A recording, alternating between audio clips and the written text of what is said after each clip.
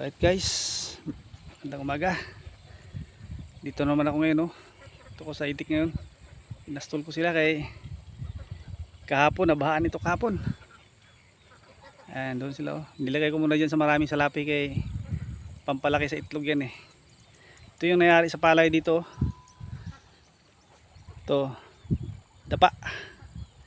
Ayan. Hanggang doon sa baba yan. Dapa lahat yan. Ito lang ang hindi pa nadapa kasi paano pa lang siya.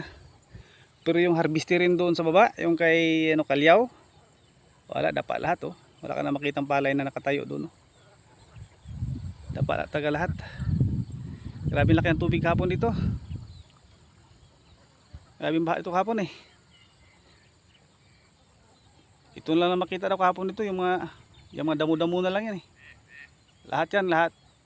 Tubig na lahat yan hanggang doon sa baba, hanggang doon sa baba. Ang kawawa nito yung doon sa may palo-palo, kasi lubugan talaga yun doon. Yun ang doon na malalim, kasi dati nagpastol ako ng itik doon, tapos bumaha siya. Pinalakad ko yung itik ko galing palo-palo papunta rito. Siguro may mga mahigit 1 kilometro o 2 kilometro ang layo.